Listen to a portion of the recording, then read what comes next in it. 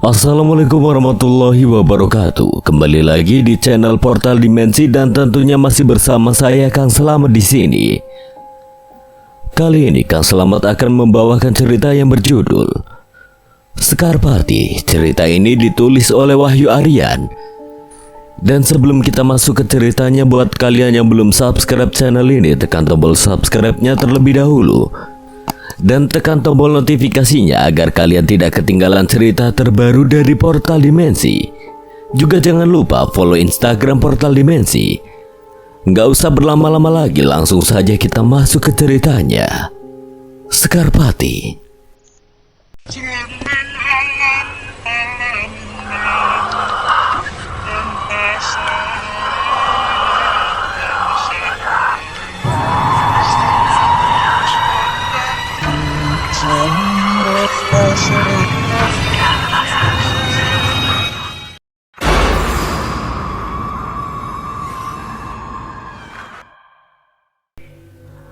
Mata Pak Dewa melotot menyadari keberadaan Sekar. Ternyata suara teriakan yang memanggilnya berasal dari suara Sekar.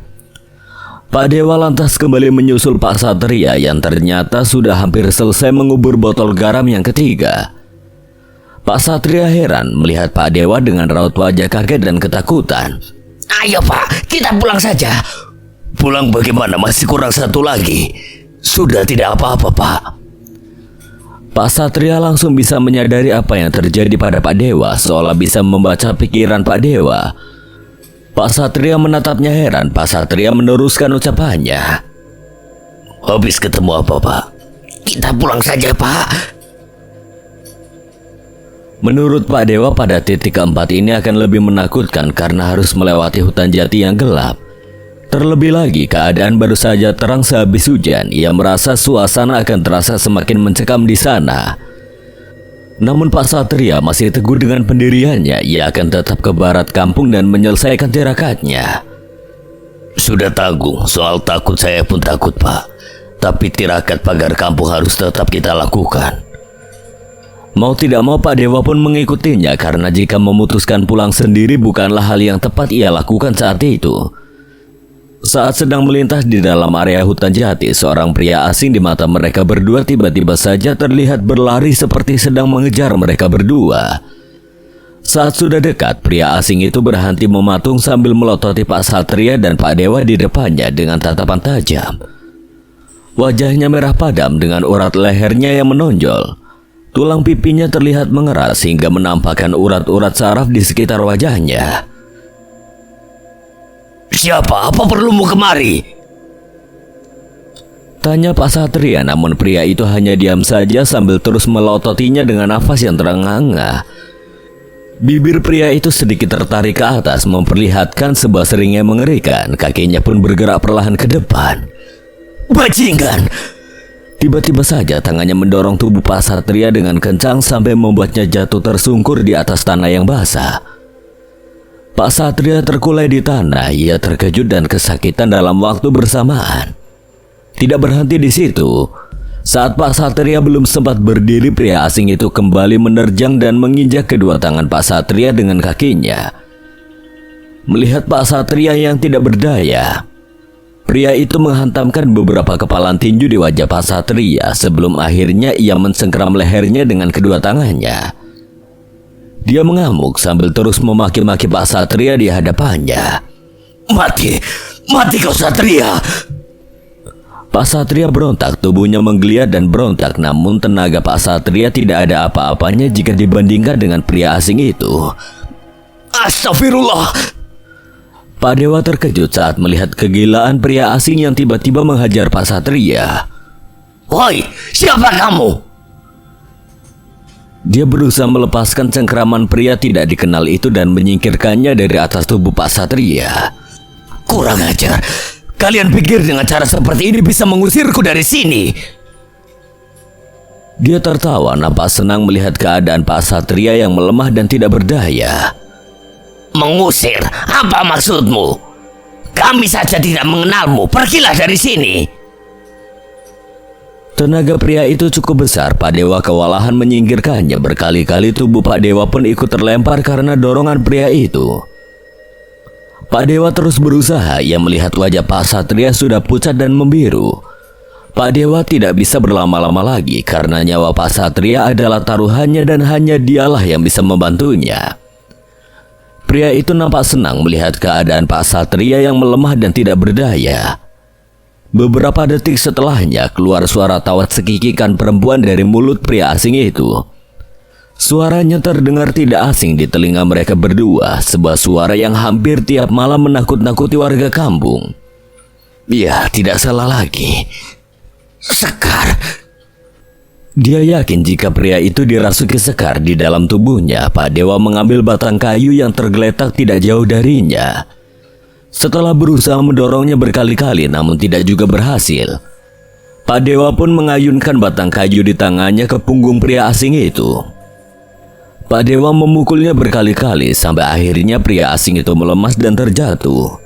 Pak Dewa pun langsung memapa Pak Satria yang sudah melemas, membawanya lari menjauh menuju jalan kembali ke kampung yang hanya berupa tanah liat. Pak Dewa dan Pak Satria mencuri pandang ke belakang upaya pria asing itu tengah berdiri mengawasi mereka. Dia siapa, Pak? Saya juga tidak mengenalnya, tapi saya yakin dia sedang dirasuki oleh Sekar, sehingga dia mengincar kita yang sedang berusaha mengusirnya dari kampung ini. Tapi kita belum selesai, Pak. Pak Dewa memapahnya sambil berlari. Sudahlah, Pak. Tidak lihat barusan. Sebaiknya kita kembali dan segera menjauh dari tempat ini sebelum pria itu atau Sekar mengejar kita kemari. Yang penting sekarang adalah keselamatan kita berdua. Pak Satria hanya diam dan menurut saja karena badannya yang sudah tidak berdaya lagi.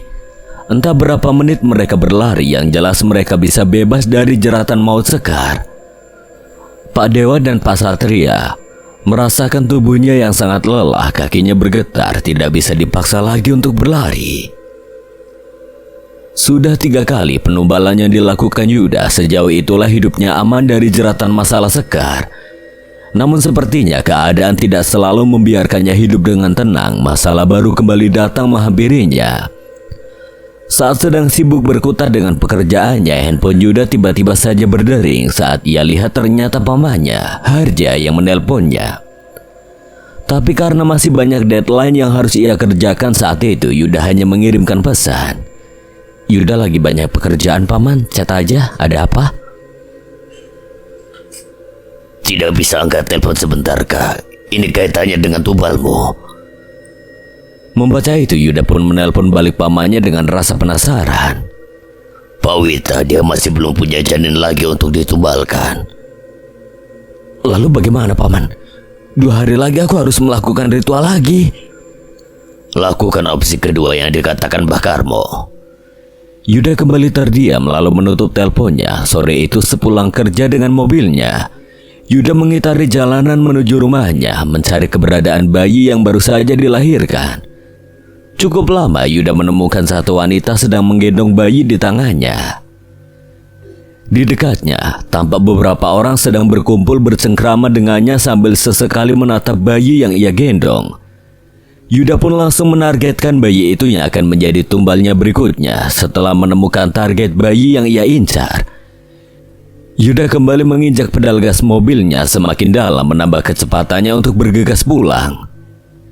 Besok harinya sepulang kerja, Yuda berencana kembali lagi ke rumah yang ia yakini adalah rumah wanita dan bayi yang ia bawa. Sebuah siasat sudah ia siapkan, sekantung tanah merah pemberian Mbah Karmo sudah ia bawa. Yuda bersiap ke sana, nanti ia akan berpura-pura tanya alamat kepadanya. Di sela-sela itu, ia akan menaburkan tanah merah yang sebelumnya sudah ia genggam terlebih dahulu. "Maaf Mbak, saya mau tanya," ucap Yuda sesaat setelah turun dari mobilnya. Wanita itu tengah bersantai di ruang tamunya dengan bayinya yang ia tidurkan di atas sofa sebelahnya. Yuda pun melancarkan aksinya. Ia berdalih menanyakan alamat yang sebenarnya sudah ia ketahui. "Lurus saja Mas, di perempatan besar belok saja ke kiri, nanti ada gapura besar, penunjuk kelurahannya dicari." Yuda menaburkan sedikit demi sedikit tanah merah yang ia genggam dengan hati-hati sampai ia hendak berbalik arah dan kembali ke mobil. Yuda sempat menaburkannya lagi ke sisi depan rumah wanita itu. Rasa beruntung masih berpihak olehnya, semua berjalan sesuai dengan rencananya. Beres, tinggal melakukan ritualnya saja. Beberapa hari setelah ritual, semua masih berjalan normal. Itu artinya penumbalannya kali ini berjalan mulus sesuai perkiraannya. Paman, apa rencana selanjutnya? Ini hanya sekali saja kan? Entahlah, kemarin dia menelpon paman jika ia akan pulang kampung dan entah berapa lama. Lalu bagaimana selanjutnya? Lakukan saja perintah Mbah Karmo. Apa paman masih tetap membantuku? Lakukan saja dulu Yuda, tinggal lempar pemberian Mbah Karmo saja ke targetmu. Itu mudah kan? Yuda menghela nafas, perkataan pamannya sedikit tidak nyaman masuk ke telinganya. Entah kenapa sekarang pamannya tidak banyak membantunya, terlebih lagi ia sekarang sibuk bekerja dengan temannya. Tidak jarang ia tidak pulang, entah apa yang sedang pamannya kerjakan. Anehnya hampir setiap minggu ada saja barang-barang mahal yang ia bawa ke rumah. Entah dari mana jalannya, nasibnya bisa berubah secepat itu. Nah, sudahlah. Yuda menampik segala pikiran buruk pada pamannya. Sekarang yang terpenting adalah bagaimana ia mencari target-target untuk tumbalnya berikutnya kalau masih ingin hidup tenang. Sesaat sebelum Yuda beranjak, pamannya tampak mengeluarkan selembar kertas dari dalam kantong kemejanya, lalu menyerahkannya pada Yuda seraya mengatakan, "Ada titipan dari Mbah Karmo." "Apa ini?" "Mantra yang juga harus kamu baca setelah kamu membaca ritual yang sebelumnya. Yang kamu lakukan ini tentu memiliki tantangannya tersendiri. Usahamu tidak akan berjalan mulus sesuai dengan perkiraanmu. Mereka pasti akan mengganggumu dan mencoba menggagalkan usahamu." Mereka siapa?" "Nanti kamu juga akan tahu sendiri." Yuda memperhatikan setiap rumah yang ia lewati, entah sudah berapa kampung, desa, kelurahan yang ia kelilingi untuk mencari bayi atau wanita hamil sebagai tumbal berikutnya. Namun entah mengapa perasaannya sore itu serasa ingin sekali datang menyambangi kampung keramat untuk melewati rumah bekas kos Sekar. Yuda memicu kemudinya melewati beberapa kampung sebelum akhirnya sampai di kampung keramat. Tidak jauh dari rumah bekas kos Sekar, Yuda menepikan mobilnya lalu berjalan pelan mendekat ke pagar rumahnya. Matanya menatap jauh ke dalam rumah itu, pikirannya kembali teringat memori berbulan-bulan sebelumnya, di mana ia sering ke rumah ini untuk menjemput atau mengantar pulang Sekar.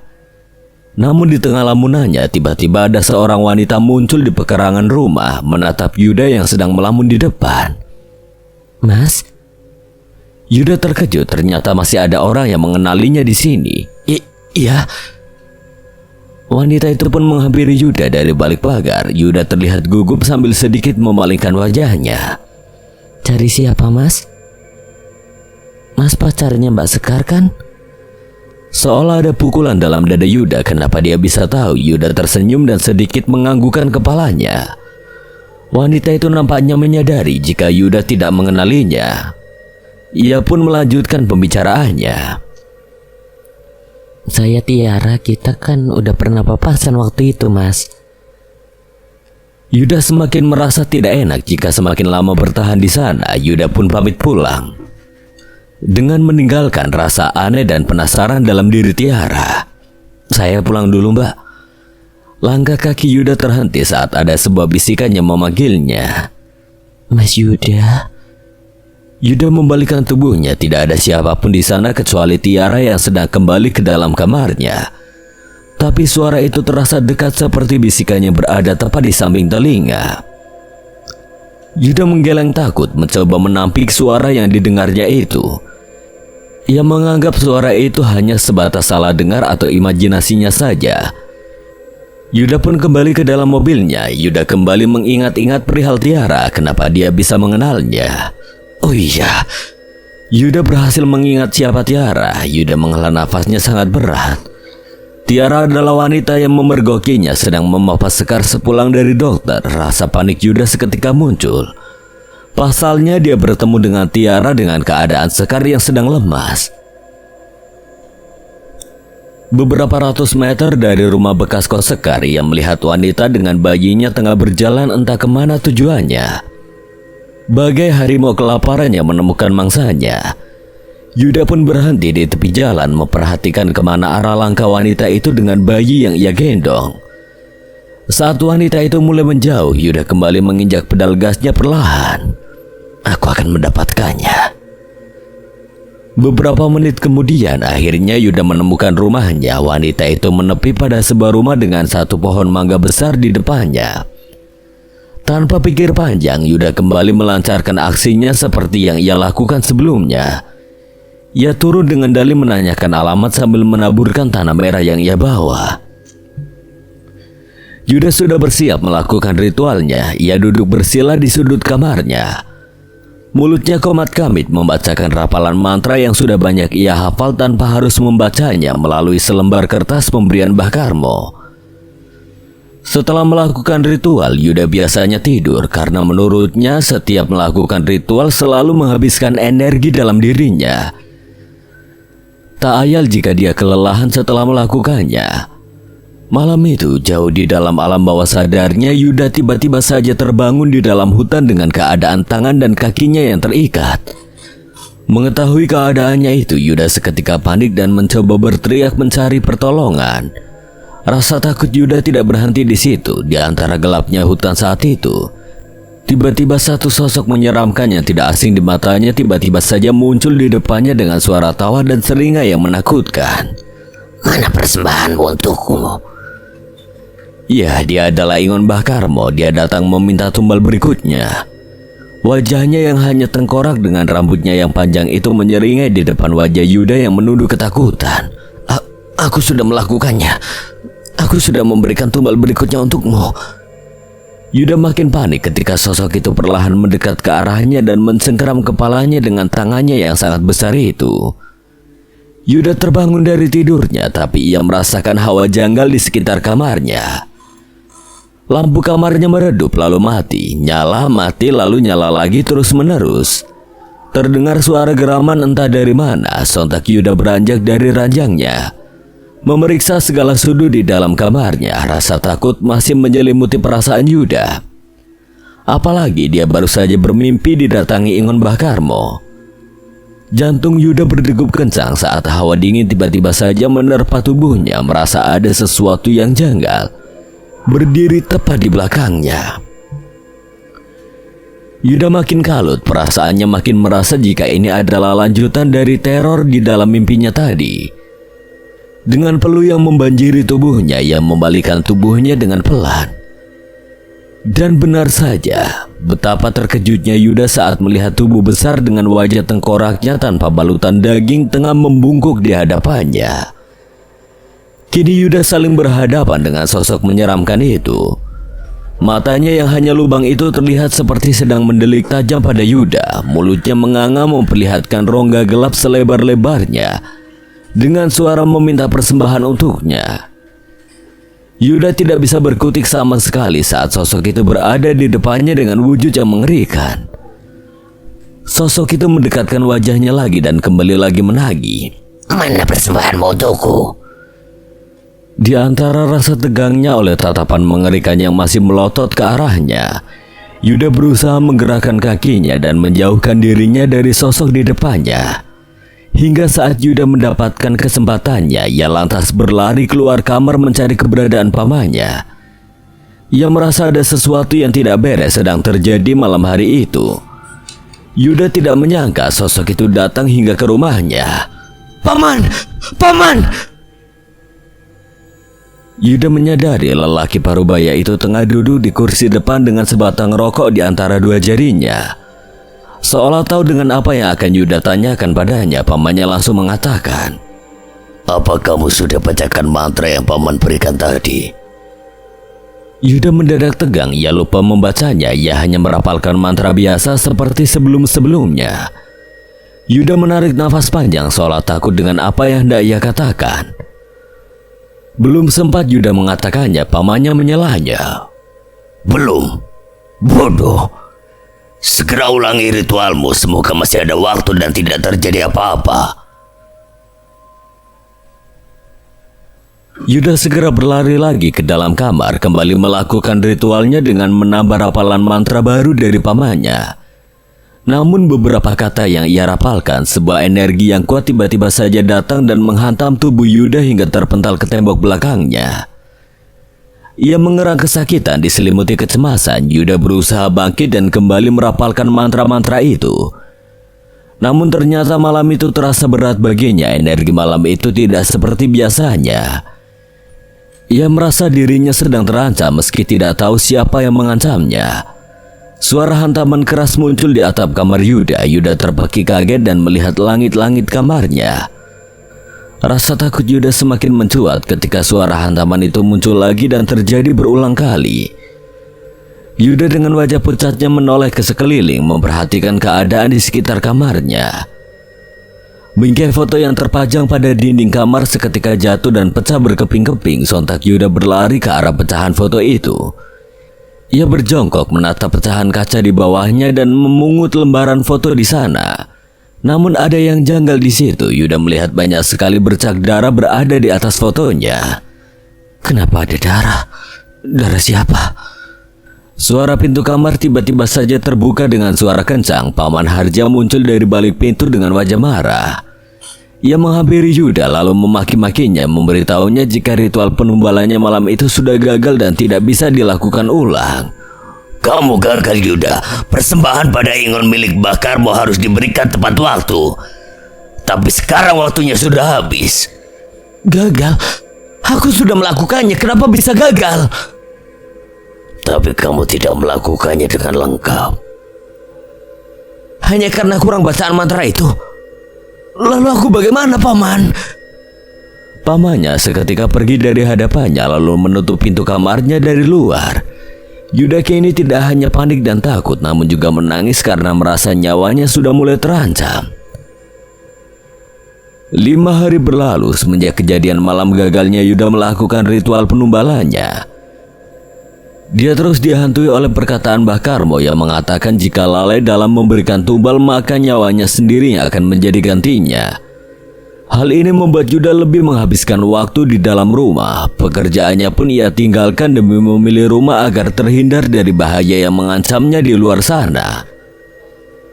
Yuda beberapa kali mendapatkan teror oleh sosok demit Ingon Bakarmo. Sosok itu menerornya dengan alasan yang tidak lain adalah menagih tumbal persembahan dan mengancamnya menjadi tumbal pengganti untuk sosok mengerikan itu. Salah satu yang mengerikan adalah saat Yuda tengah tidur dari siang hingga malam sekitar pukul 8 malam. Yuda terbangun saat mendengar ketukan pintu di kamarnya. Yuda yang baru melek pun tidak langsung membukanya. Ia duduk di tepi ranjang sembari sedikit menyegarkan badannya yang masih lemas. Tapi ketukan itu terdengar semakin keras seolah tidak sabar untuk segera ia bukakan. Dengan lunglai Yuda bangkit berdiri maju menuju pintu. Dibukalah pintu kamarnya. Tampak bocah laki-laki kecil membawa satu rantang berisi makanan. Bagaimana kamu bisa masuk ke rumah? Pintu tidak dikunci, aku teriak-teriak di depan dari tadi tidak ada orang. Jadi aku masuk ke sini. Karena merasa lapar karena seharian tidur dan bocah yang memberinya makanan merupakan tetangga dekat sebelahnya, Yuda pun tidak merasa curiga terhadapnya. Makasih ya. Bocah itu lantas keluar rumah setelah Yuda menerimanya. Dibukanya rantang itu oleh Yuda. Ternyata isinya adalah daging rendang lengkap dengan nasinya. Tanpa berpikir lama Yuda lantas memakannya dengan lahap. Tapi baru saja Yuda memakan 2 potong daging rendang itu, tiba-tiba tubuhnya kejang tenggorokan hingga perutnya terasa sangat panas. Yuda mengerang menahannya. Makanan yang tadi di atas tangannya pun jatuh berantakan di atas lantai. Yuda memuntahkan kunyahan terakhir yang masih bersarang di mulutnya itu. Lalu muntah-muntah sangat kencang dan banyak. Parahnya muntahan makanannya itu disertai banyak sekali darah. Yuda yang kesakitan pun merasa tidak kuat dan akan pingsan. Tumbal pengganti. Sejak malam itu Yuda terus dihantui oleh peringatan sosok demit yang mengancamnya itu. Gemuruh hujan dan petir saling menyaut malam itu. Di dalam kamarnya Yuda terus-terusan memikirkan nasib hidupnya selanjutnya. Yuda menghela nafas berat, bertubi-tubi ujian yang menimpa dirinya membuatnya merasa putus asa. Berkali-kali ia merasa ingin mati saja dan pergi demi terbebas dari jeratan masalah yang menghantuinya setiap hari. HP Yuda bergetar disertai nada dering panggilan masuk dalam kegelisahan. Yuda mengambil HP-nya melihat siapa yang menelponnya malam-malam. Ibu. Tertulis ibu di layar HP-nya, ia buru-buru mengangkatnya. Ada apa, Bu? Yuda di mana? Yuda di rumah, lagi di kamar aja. Bisa jemput ibu pulang, sekarang lagi makan sama teman ibu di kedai yang biasa kita sekeluarga makan di sini. Bisa ya? Apa nggak ada ojek atau taksi, Bu? Nggak ada Yuda, ibu udah cari, ibu tunggu ya. Ibunya langsung menutup teleponnya. Yuda kembali cemas. Sudah berhari-hari ia dihadapkan oleh rasa takut keluar rumah. Namun malam itu ia harus menjemput ibunya keluar rumah. Yuda keluar rumah dengan mobil biasanya. Walaupun jaraknya lumayan jauh, ia membawa mobilnya pelan dan lebih hati-hati dari biasanya. Di sepanjang jalan, matanya fokus memperhatikan jalanan dan orang-orang di sekitarnya. Ia sadar jika hidupnya sedang dalam masa pertaruhan karena gagal memberikan tumbal pada malam kliwon sebelumnya. Jalanan tampak lebih legang saat hujan. Roda mobilnya kini masuk di jalanan yang kanan kirinya gelap karena dulunya adalah area hutan. Jalanan datar kini sesekali berubah menjadi tanjakan dan turunan. Di salah satu tikungan, Yuda terkejut kala melihat sebuah sosok yang beberapa hari terakhir menerornya. Sosok itu tiba-tiba muncul tengah melayang di tepi jalan memperhatikannya. Sesaat setelah Yuda melewatinya, sebuah bisikan terdengar di telinga Yuda. Tumbal pengganti akan segera datang. Yuda yang merasa takut pun beralih menambah kecepatannya agar cepat keluar dari jalan yang gelap ini. Namun pilihannya menambah kecepatannya ternyata salah. Saat di turunan panjang petaka itu dimulai, rem mobil Yuda mendadak tidak berfungsi. Seketika ia panik, berusaha menginjak pedal remnya berkali-kali dan menarik rem tangan, namun mobil belum juga melambat. Semakin lama kecepatan mobil semakin cepat. Yuda panik, ia membuka kaca mobilnya, berteriak tolong sambil menekan klakson mobilnya. Hidupnya kini berada di ujung tanduk. Ia merasa jika saat itulah ia akan tewas sebagai tumbal pengganti yang gagal dipersembahkan. Yuda bergerak nekat. Ia membuka pintunya lalu melompat keluar agar selamat dari bahaya maut yang mengancamnya. Namun naas karena mobilnya dalam kecepatan tinggi dan posisi lompatannya yang tidak benar, kepala Yuda mendarat lebih dulu ke atas aspal. Kulit wajahnya terkelupas dan darahnya bercucuran kemana-mana.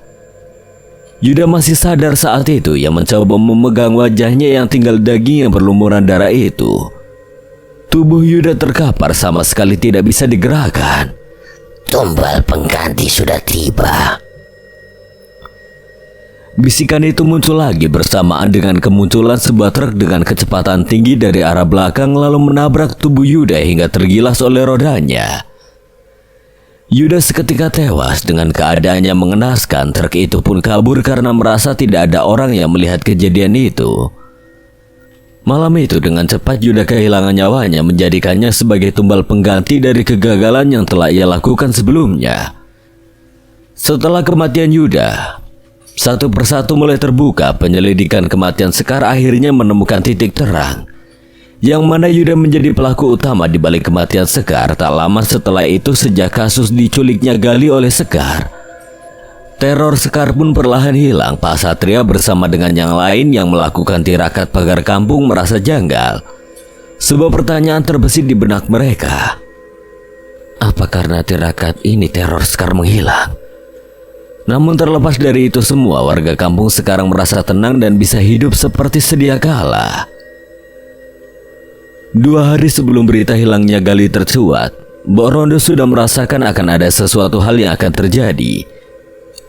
Dengan ilmu spiritualnya, Mbok Rondo mampu menangkap tanda-tanda itu. Sudah cukup lama Mbok Rondo mendengar jasad Sekar yang bergentayangan, tapi ia lebih memilih menetap dalam rumahnya, memperhatikan suasana sembari mencari tahu apa penyebab kekacauan itu bisa terjadi. Menurut Mbok Rondo, ada dalang di balik teror Sekar yang gentayangan. Menurutnya tidak mungkin jasad orang mati akan bergentayangan di dunia. Apalagi tanpa ada tujuan atau ada orang yang memanfaatkannya. Mbok Rondo mempersiapkan rencananya. Dia akan melakukan sebuah ritual yang ia sebut sebagai ritual Rogo Sukmo. Mbok Rondo mengambil kendi di dapurnya, diisi dengan air lalu dicampurkan dengan minyak yang ia percaya memiliki energi magis di dalamnya. Mbok Rondo komat kamit merapalkan mantra untuk memulai ritualnya. Setelah mengucapkannya, Mbok Rondo meneteskan sedikit air kendi ke atas tangannya. Lalu ia balurkan ke seluruh wajahnya. Ritual ini tidak ada yang tahu kapan akan berakhir. Saat semuanya jelas dan ditemukan akar mulanya, barulah Mbok Rondo akan mengakhirinya. Mbok Rondo duduk bersila, memejamkan mata dengan kedua tangannya yang berada di atas pahanya.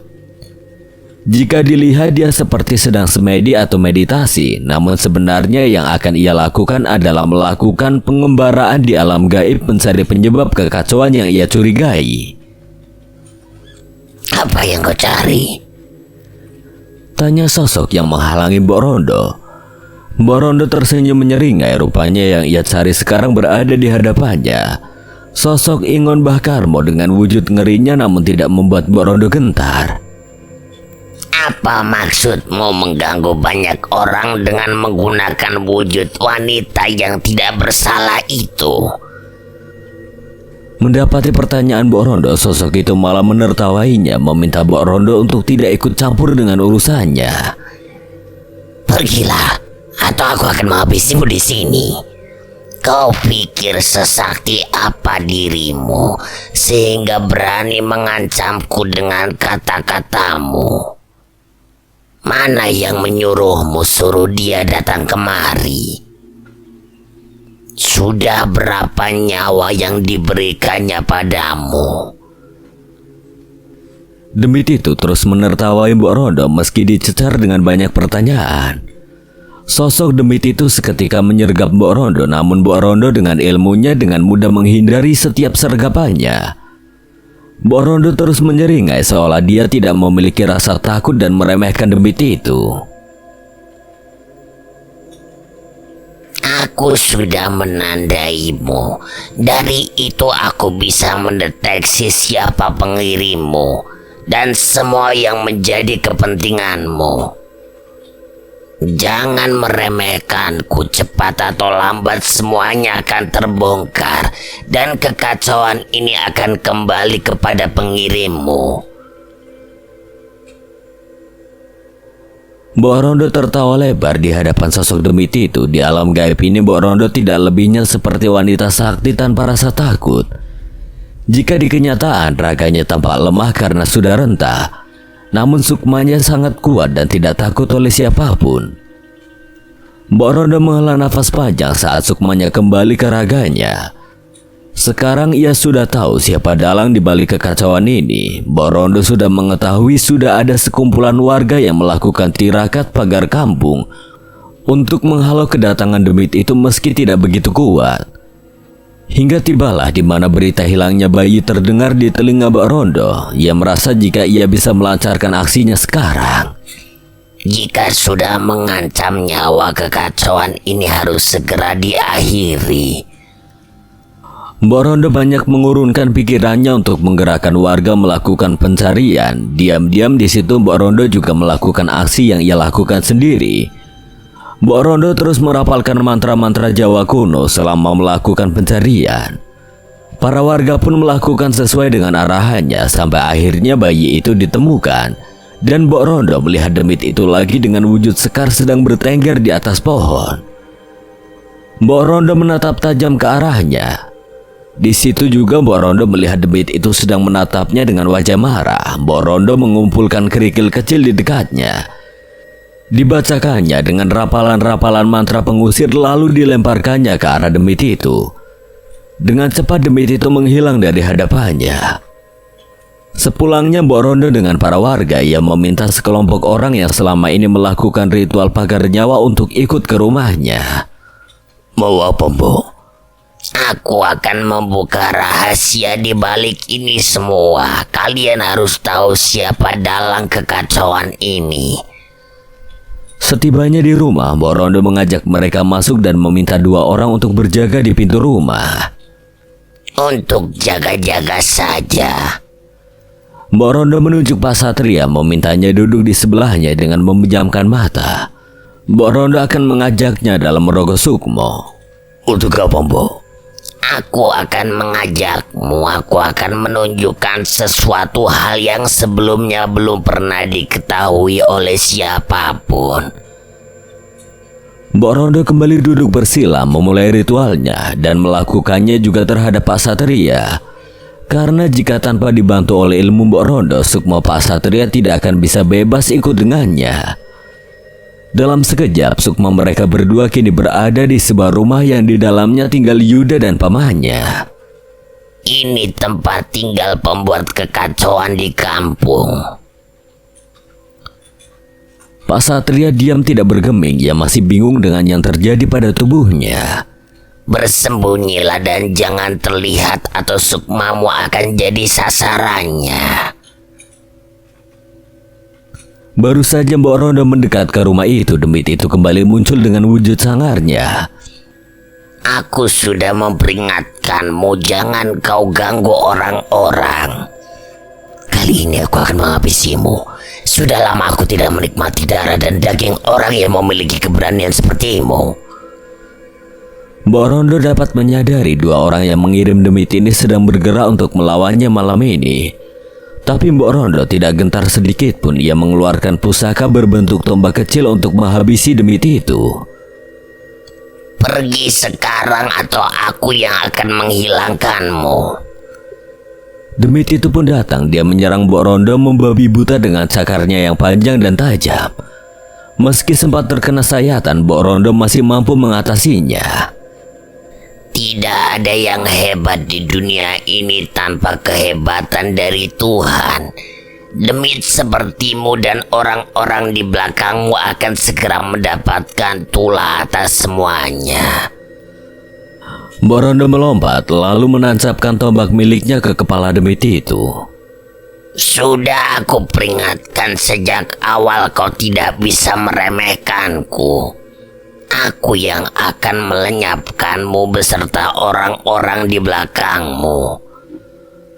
Mbok Rondo mengakhiri pertarungannya. Kekalahan demit itu berarti juga adalah kekalahan pengirim atau pemiliknya. Pak Satria tiba-tiba saja muncul di belakangnya dengan mata terbelalak karena menyaksikan pertarungan yang tidak masuk di akal logikanya. Sekar yang kalian lihat itu bukanlah sekar yang jasadnya sudah kalian kuburkan, tapi demit ini yang menjelma menjadi sekar. Tapi untuk apa? Ada manusia yang gelap hati dan pikirannya karena terbuai dengan godaan dunia yang menyesatkan. Selepas itu Mbok Rondo membawa Pak Satria pulang. Sukma keduanya kini kembali lagi ke dalam raga mereka. Siapa yang mengirim demit itu, Mbok? Sekar tewas saat berusaha menggugurkan janin di rahimnya. Dia hamil karena perilaku kekasihnya yang tidak bertanggung jawab. Namun saat Sekar mati ada manusia berwatak setan yang ingin memanfaatkannya demi keuntungan dirinya saja. Siapa, Mbok? Paman dari kekasih Sekar. Dia adalah dalang utama dari kekacauan ini. Dia telah menghasut keponakannya untuk bersekutu dengan demit yang sebelumnya sudah menjalin kesepakatan dengannya. Sebagai gantinya demit itu menjelma menjadi sosok Sekar dan menghantui orang-orang. Selain itu demit itu bisa membuat orang-orang lupa penyebab kematian Sekar. Bahkan aparat polisi sekalipun, sehingga kekasihnya tergoda untuk bersekutu dengannya agar terhindar dari tangkapan kepolisian. Lalu tujuannya apa, Mbok? Untuk kekayaan dia sendiri, untuk melancarkan segala usahanya. Tapi sekarang dia sudah menerima akibatnya. Jadi sekarang warga bisa tenang dalam menjalani aktivitas seperti biasanya. Sekian dan terima kasih buat Wahyu Aryan yang telah mengizinkan saya membawakan ceritanya. Apabila ada kesalahan dan kekurangan, Kang Selamet memohon maaf sebesar-besarnya. Akhir kata, Kang Selamet pamit undur diri. Wassalamualaikum warahmatullahi wabarakatuh. Sampai berjumpa lagi.